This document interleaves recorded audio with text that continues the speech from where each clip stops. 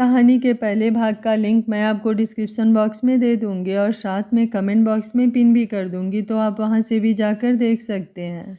कबीर के पापा ने कबीर के दादाजी की वसीयत के बारे में बताया, जिसे सुनकर कबीर शॉक्ड हो चुका था। कबीर के पापा ने कहा, तुम्हारे दादाजी की वसीयत के अनुसार उन्होंने अपना सब कुछ तुम्हारे नाम कर दिया था और वो सब तुम्हें तब मिलेगा जब तुम 25 वर्ष के होने तक शादी कर लोगे, और अगर तुमने ऐसा नहीं किया तो तुम्हें जायदाद से बेदखल कर दिया जाएगा और सारी संपत्ति दान में चली जाएगी। फिर हम सबको ये सब कुछ छोड़कर यहाँ से जाना होगा। कबीर अपनी आंखें फाड़े उन दोनों को देखते हुए, क्या? शैलेश जी बोले, हाँ बेटा, अगर ऐसा ना होता तो हम कभी भी तुमसे ये बात नहीं करते। पर मम्मी पापा, ये कैसी शर्त है दादाजी की? मैं शादी नहीं करना चाहता, कोई तो रास्ता होगा ना? कबीर बोला। शैलेश जी बोले, बेटा, मैंने वकील से बात की है, पर शादी के अलावा और कोई रास्ता नहीं है। तुम्हें इस 1 महीने के भीतर शादी करनी ही होगी। राखी जी बोली, बेटा तुम आराम करो और तुम्हारे लिए लड़की ढूंढने की जिम्मेदारी हम पर छोड़ दो। हम तुम्हारे लिए बहुत अच्छी लड़की ढूंढ कर लाएंगे। इतना कहकर शैलेश जी और राखी जी उसके कमरे से बाहर चले जाते हैं और कबीर अपना सिर पकड़कर बैठ जाता है और खुद से कहता है, ये क्या फालतू की शर्त रखी है दादू ने? भला ऐसा कौन करता है कि खुद की मेहनत से कमाई हुई दौलत पर भी अधिकार पाने के लिए खुद को बंधन में जकड़ना पड़ता है? इतने समय से मैं भी तो इस कंपनी को संभाल रहा हूँ, तो फिर शादी करने से क्या हो जाएगा? ये सब सोचते सोचते उसका दिमाग खराब हो गया। उसका अब काम में मन तो लगना नहीं था, इसलिए उसने लैपटॉप को बंद करके एक तरफ रखा और जाकर बेड पर लेट गया और इस मुसीबत से निकलने का रास्ता सोचते हुए ही नींद के आगोश में चला गया। अगले दिन जब तृषा उठकर नीचे आई तो सबने साथ में मिलकर नाश्ता किया और फिर उम्मीद भरी नज़रों से तृषा की तरफ देखने लगे।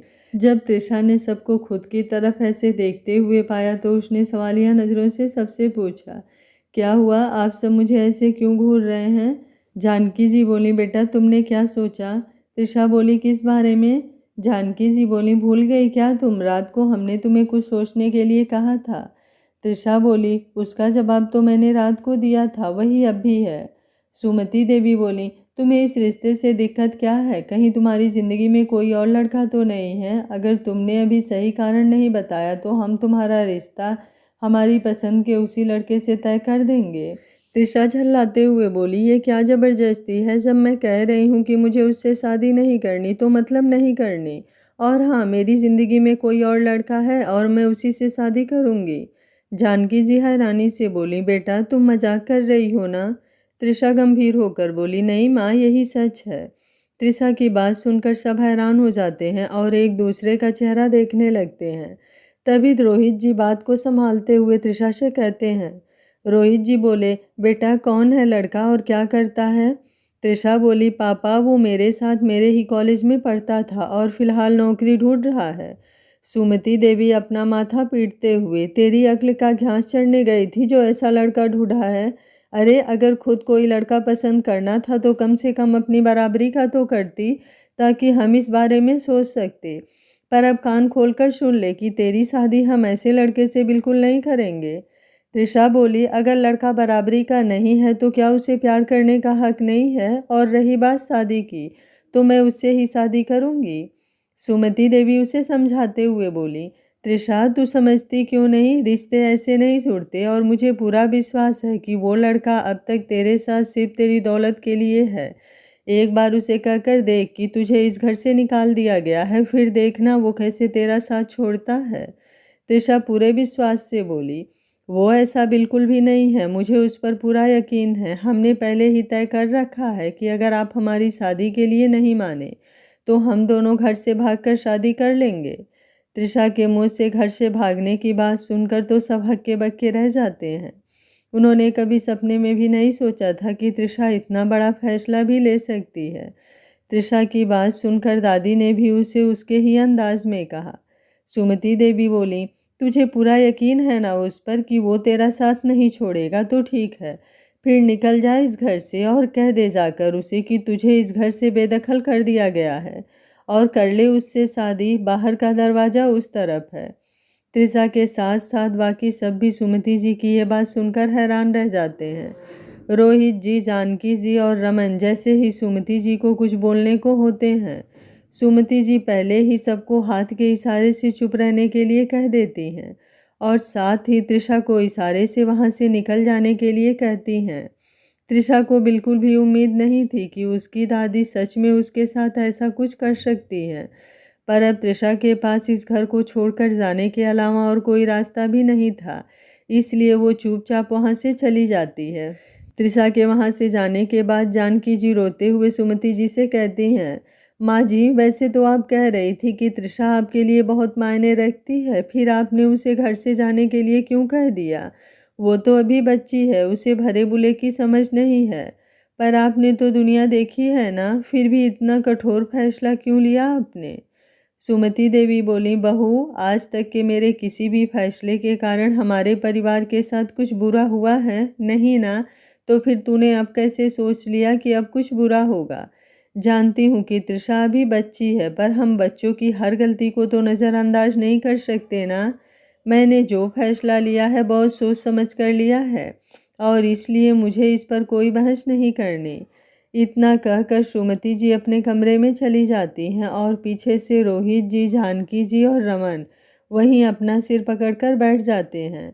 इस समय सबकी आंखों से ही आंसू बह रहे थे, पर कोई चाह कर भी कुछ नहीं कर सकता था। उधर तृषा ने अपने घर से निकलने के बाद अमित को फ़ोन किया, पर उसने फ़ोन उठाया नहीं। तृषा का आज अमित से बात करना बहुत ज़रूरी था, इसलिए वो उसके घर की तरफ चल दिया। ऐसा करने में उसे डर भी लग रहा था कि पता नहीं अमित कैसे व्यवहार करेगा, पर उसके पास और कोई रास्ता भी नहीं था। जैसे ही तृषा अमित के घर के बाहर पहुंची तो वहां लटक रहे बड़े से ताले को देखकर हैरान रह गई। घर के बाहर की हालत देखकर भी पता चल रहा था कि ये घर काफ़ी समय से खाली पड़ा है। जब तृषा ने आसपास के लोगों से अमित के परिवार के बारे में पूछा तो उन्होंने बताया कि वो सब इस घर को छोड़कर कहीं और चले गए हैं, पर किसी को भी नहीं पता था कि वो कहाँ गए हैं। तृषा को तो कुछ समझ ही नहीं आ रहा था कि आखिर उसके साथ क्या हो रहा है, इसलिए उसने फिर से अमित को फ़ोन किया और इस बार उसका फ़ोन उठाया तानिया ने। जैसे ही तृषा ने अमित के फ़ोन पर किसी लड़की की आवाज़ सुनी तो उसने कहा, हेलो, तुम कौन हो? ये अमित का नंबर है ना? हाँ, ये अमित का ही नंबर है, पर तुम उसे बार बार फ़ोन क्यों कर रही हो? तृषा बोली, ये सब मुझे तुम्हें बताने की कोई ज़रूरत नहीं है। मुझे समझ नहीं आता कि अमित का फ़ोन तुम्हारे पास कर क्या रहा है। आखिर हो कौन तुम? तानिया हंसते हुए बोली, तुम मुझसे पूछ रही हो कि मैं कौन हूँ, तो चलो बता ही देती हूँ कि आखिर मैं हूँ कौन। तो सुनो, मैं अमित की पत्नी तानिया हूँ। तृषा लड़खड़ाती आवाज़ में बोली, काका, क्या कहा तुमने? अमित की पत्नी? तानिया हंसते हुए बोली, तुम्हारी ज़बान तो ऐसे लड़खड़ा रही है जैसे तुम्हें कुछ पता ही ना हो। आज का अखबार उठाकर देख लो, हर अखबार में हमारी शादी की तस्वीर और खबर लगी है। तृषा रोते हुए बोली, ये नहीं हो सकता। अमित तो मुझसे प्यार करता है और उसने मुझसे वादा किया था कि वो मुझसे शादी करेगा।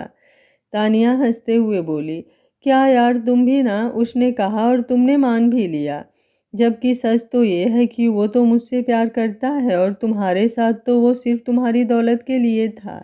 मैं भी धन दौलत के मामले में तुमसे कम नहीं हूँ, तो उसने मुझे चुन लिया। तृषा बोली, ये नहीं हो सकता, तुम झूठ बोल रही हो ना? तानिया बोली, अब भाई सच तो यही है, तुमने मानना है या नहीं ये तुम देखो। हाँ, वैसे एक बात और है जिससे शायद तुम्हें यकीन हो जाए। याद है उदयपुर में तुम अमित को ज़बरदस्ती रात को अपने साथ घुमाने ले गई थी, पर उस दिन उसने मुझसे मिलना था, इसलिए उसने तुम्हारे जूस में शराब मिलाकर पिला दी थी। शायद अब तुम्हें पता चल गया होगा कि उसके लिए कौन ज़रूरी है। तृषा बोली, इसका मतलब सच में वो सब अमित ने ही किया था? तानिया बोली, चलो अब तुम अपना दुख मनाओ और मैं अपनी नई नई शादी की खुशियाँ मनाती हूँ। इतना कहकर तानिया फ़ोन रख देती है और तृषा वहीं ज़मीन पर बैठकर रोने लग जाती है और खुद से कहती है, ये मैंने क्या कर दिया? ऐसे घटिया इंसान पर भरोसा करके मैंने अपने परिवार को छोड़ दिया। दादी सही कहती थी कि वो लड़का तेरे साथ सिर्फ तेरी दौलत के लिए है, पर मैंने उनकी एक ना सुनी। अब मैं क्या करूं? हाँ, घर वापस चली जाती हूँ। सब मुझसे बहुत प्यार करते हैं, मुझे माफ़ कर देंगे, पर उस अमित को तो मैं छोड़ूंगी नहीं। जितना उससे प्यार किया है अब उससे कहीं ज़्यादा नफरत मैं उससे करती हूँ। ये सब सोचते सोचते तृषा अपने आंसू पोंछ लेती है और अपने घर वापस चली जाती है। जैसे ही वो दरवाजे पर पहुंचती है तो वहाँ काम करने वाली सुधा उसे देखती है और खुशी के मारे आवाज़ देकर सबको वहाँ बुला लेती है। सब मायूस से होकर वहाँ आते हैं और जैसे ही दरवाजे पर तृषा को खड़े देखते हैं तो खुश हो जाते हैं और भागकर उसके पास जाने लगते हैं कि तभी पीछे से सुमति जी की रौबदार आवाज़ आती है, खबरदार, जो किसी ने एक भी कदम आगे बढ़ाया तो अगर किसी ने ऐसा किया तो इस घर के दरवाजे उसके लिए भी बंद हो जाएंगे। तृषा रोते हुए घर के अंदर कदम बढ़ाते हुए, दादी मैं जानती हूँ कि मैंने आप सबका बहुत दिल दुखाया है, पर कृपा करके मुझे माफ़ कर दीजिए, दोबारा ऐसी गलती नहीं होगी। सुमति देवी उसे बाहर ही रुकने का इशारा करते हुए, ठीक है मैं तुझे माफ़ कर दूंगी, पर पहले तुम्हें मेरे एक सवाल का जवाब देना होगा। तृषा बोली, जी दादी पूछिए। सुमति देवी बोली, उस लड़के को तू खुद छोड़ कर आई है या उसने तुझे छोड़ा है? रमन बोला, दादी क्या फ़र्क पड़ता है कि किसने छोड़ा है, हमारी तृषा घर वापस आ गई है ना, हमारे लिए इतना ही बहुत है। सुमति देवी बोली, मैंने तुम सबको कितनी बार बोला है कि हम दोनों के बीच में मत बोला करो, तुम लोगों को इतनी सी बात समझ में नहीं आती क्या? फिर तृषा की ओर देखते हुए, बोल तृषा, तूने उसे छोड़ा है या उसने तुझे? तृषा अपनी आंखें नीची करके, उसने। सुमति देवी बोली, मतलब अगर वो तुम्हें ना छोड़ता तो तुम यहाँ वापस नहीं आती है ना? अब जब उसने तुम्हें छोड़ दिया तो तुम्हें लगा कि मेरे परिवार वाले तो बेवकूफ़ हैं ही, जो मुझे फिर से अपना लेंगे, तो चली आई वापस। पर यह सब मजाक की बात नहीं है और ना ही अब इस घर में तेरे लिए कोई जगह है। तृषा रोते हुए बोली, दादी ऐसा मत कीजिए, मैं कहाँ जाऊँगी? सुमति देवी बोली, ये सब तुझे पहले सोचना चाहिए था। फिर सुधा को आवाज़ देते हुए बोली, सुधा बाहर का दरवाज़ा बंद कर दे, और हाँ ऐसे ही बाहर वालों के लिए दरवाज़ा मत खोला कर, पहले देख लिया कर कि वो कैसे लोग हैं। सुमति जी की बात सुनकर भी सुधा अपनी जगह से नहीं हिलती तो सुमति जी खुद ही दरवाज़ा बंद कर देती हैं। तृषा दरवाज़ा को पीटते हुए रो रो कर उनसे माफ़ी मांगती है, पर सुमति जी दरवाज़ा नहीं खोलती। सुमति जी का ऐसा फैसला घर में किसी को भी पसंद नहीं आता तो रोहित जी उनसे कहते हैं। रोहित जी बोले, माफ़ कीजिएगा माँ कि मैं आपके फैसले पर उंगली उठा रहा हूँ, पर यह आपने बिल्कुल भी सही नहीं किया। बच्ची है वो, हो गई उससे गलती, पर माँ किसी को प्यार करना गलत तो नहीं है ना? अब अगर वो लड़का सही नहीं निकला तो उसमें उसकी क्या गलती है? सुमति देवी अपने आंसू पोंछते हुए, जानती हूँ कि किसी को प्यार करना गलत नहीं है, पर तृषा ने उस लड़के पर जो इतना आंख मूंद कर भरोसा किया है कि उसके लिए बिना कुछ सोचे समझे अपना घर तक छोड़ दिया, वो तो गलत है ना? भगवान ना करे अगर वो लड़का उसके साथ शादी करके उसकी ज़िंदगी बर्बाद कर देता तो? इससे ज़्यादा विस्तार से मुझे नहीं लगता कि मुझे तुम लोगों को समझाने की ज़रूरत है, क्योंकि हर रोज़ ऐसी बहुत खबरें आती रहती हैं। रोहित जी बोले, माँ मैं आपकी बात समझता हूँ, पर अब हमने भी तो उसे घर से निकाल दिया है ना, अगर ऐसे में उसके साथ कुछ ऊंच नीच हो गई तो? सुमति देवी बोली, किसने कहा कि मैंने उसे घर से निकाल दिया है? उसे उसकी गलती का अच्छे से एहसास करवाने के लिए ही मैंने ये सब किया है। वो अगर 2 दिन इस अफसोस के साथ घर से बाहर रहेगी तो उसे अच्छे से अपनी गलती का एहसास हो जाएगा। रोहित जी बोले, पर माँ अगर उसने कुछ गलत कदम उठा लिया तो? सुमति देवी हंसते हुए बोली, तुम्हें क्या लगता है कि वो इतनी कमज़ोर है? अरे वो तो दूसरों को गलत कदम उठाने पर मजबूर कर दे, ऐसी है। फिर रमन की ओर देखते हुए बोली, रमन कुछ आदमियों को तृषा के पीछे लगा दो ताकि वो हर पल की खबर हमें देते रहे, और हाँ तृषा को बिल्कुल भी शक नहीं होना चाहिए कि कोई उसका पीछा कर रहा है। सब सुमति देवी का पूरा प्लान जानकर हैरान रह जाते हैं, पर अब सबको इस बात की तसल्ली भी होती है कि ये सब सिर्फ तृषा की भलाई के लिए ही किया गया है। उधर तृषा इतनी परेशान थी कि उसे तो कुछ समझ ही नहीं आ रहा था कि वो करे तो क्या करे, इसलिए उसने अपने इस दुख से उबरने के लिए सहारा लिया शराब का। उसने एक शराब की बोतल खरीदी और रास्ते में चलते चलते ही शराब पीने लगी। रास्ते पर आते जाते लोग उसे ऐसा करते देख तरह तरह की बातें कर रहे थे, पर उसे कोई फर्क नहीं पड़ रहा था। कुछ ही देर में तृषा शराब के नशे में चूर हो गई और जाकर एक सड़क के बीचों बीच बैठ गई, जिस वजह से वहां से आते जाते लोग उसे देखने लगे और रास्ता जाम हो गया। लोगों ने उसे वहां से उठाने की बहुत कोशिश की, पर वो अपनी जगह से नहीं हिली। रमन द्वारा तृषा के पीछे लगाए गए आदमी भी ये सब देख रहे थे और रमन को इस बारे में बता भी रहे थे, पर रमन ने उन्हें कुछ भी करने से मना करके सिर्फ उस पर नज़र रखने को कहा और उसने तृषा के शराब पीने वाली बात अपने परिवार वालों से भी छुपा ली, ताकि फिर से तृषा के लिए कोई मुसीबत खड़ी ना हो। उधर जब तृषा वहाँ से नहीं उठी तो एक गाड़ी में से एक हैंडसम सा लड़का उतरकर आगे आया, जो कि कबीर ही था। जब उसने इस जाम का कारण पूछा तो उसे पता चला कि कोई लड़की सड़क के बीचों बीच बैठी है। कबीर उस भीड़ से निकलते हुए आगे आया और वहां तृषा को बैठे देख वो उसे पहचान गया और उसने अपना माथा पीट लिया। फिर वो उसके पास गया और उससे कहने लगा, तुम कोई बेवड़ियों की रानी हो क्या, जो जब देखो बेवड़ी बनकर सड़क पर ही मिलती हो? तृषा उसे पहचानते हुए, अरे तुम तो वही हैंडसम खड़ूस हो ना? कबीर बोला, शुक्र है कि नशे में तो तुम्हें याद है कि तुम मुझसे पहले भी मिल चुकी हो, पर एक बात बताओ, तुम आज फिर से क्यों बेवड़ी बनकर घूम रही हो? तुम्हारे हाथ में पकड़ी ये शराब की बोतल बता रही है कि आज जो तुम्हारे उस सोना बाबू ने भी तुम्हें ये नहीं पिलाई। तृषा गुस्से से, उस घटिया एहसान फरामोश का नाम मत लो। कबीर हंसते हुए, अरे बाप रे, ऐसा क्या कर दिया उसने जो वो सोना बाबू से एहसान फरामोश बन गया?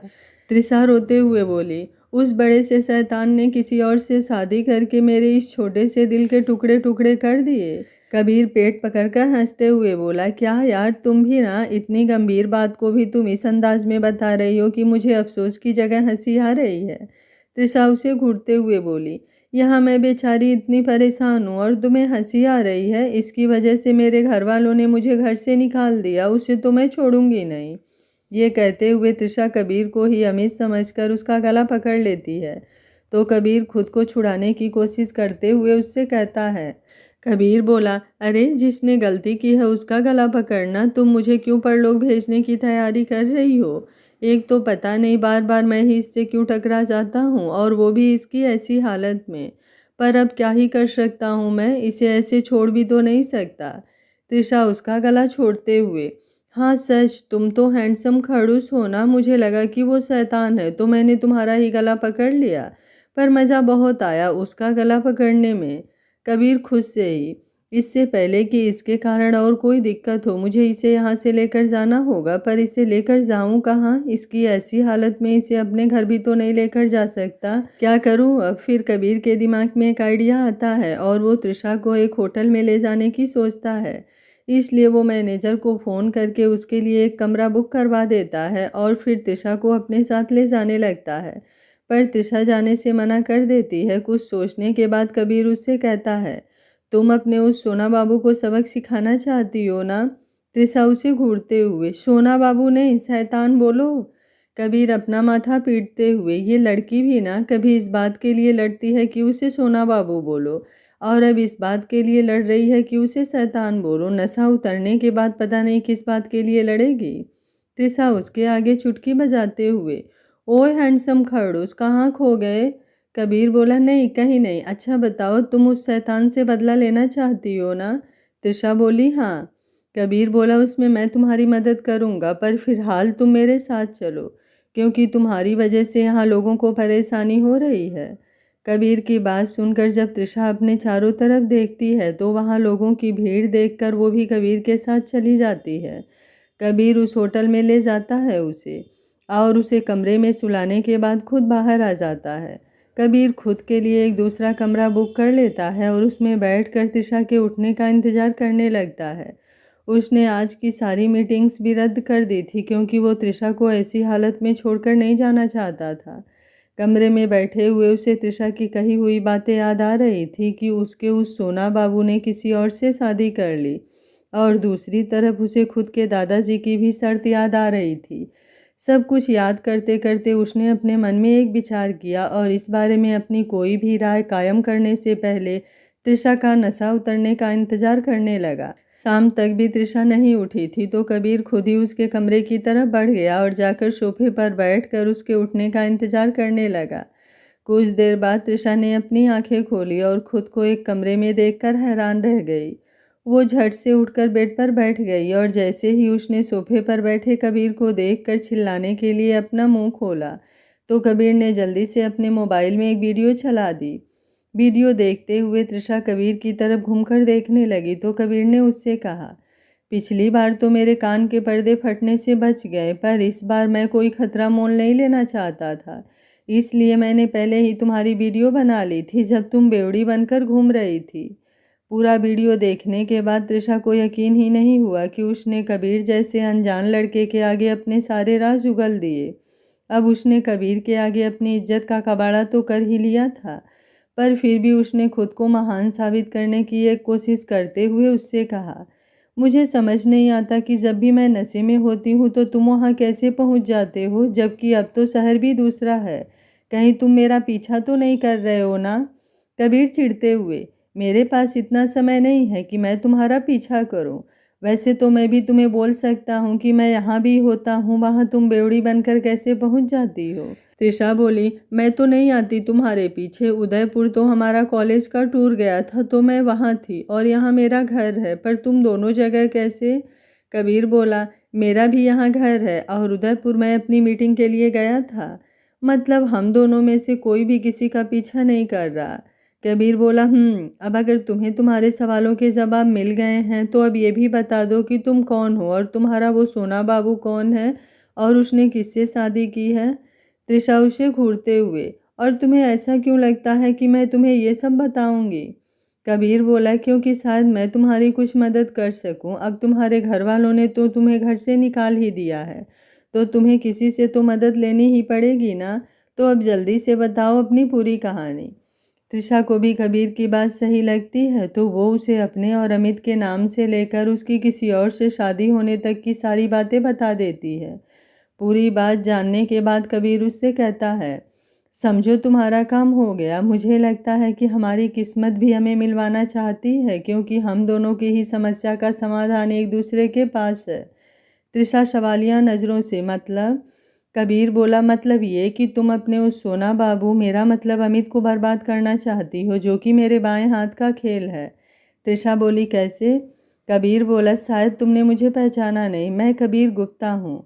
उसकी बातचीत को बीच में ही काटते हुए तृषा बोली, कबीर गुप्ता, जो इस शहर की नंबर 1 कंपनी गुप्ता कॉरपोरेशन का CEO है? कबीर मुस्कुराते हुए, बिल्कुल सही पहचाना तुमने। तृषा बोली, पर तुम मेरी मदद क्यों करोगे? कबीर मुस्कुराते हुए बोला, क्योंकि बदले में तुम मेरी मदद करोगी। तृषा हैरानी से, मैं तुम्हारी क्या मदद कर सकती हूँ? कबीर उसे अपने दादाजी की शर्त वाली पूरी बात बता देता है। पूरी बात सुनने के बाद तृषा उससे कहती है, अच्छा, मतलब तुम चाहते हो कि मैं तुम्हारे लिए लड़की ढूंढूं?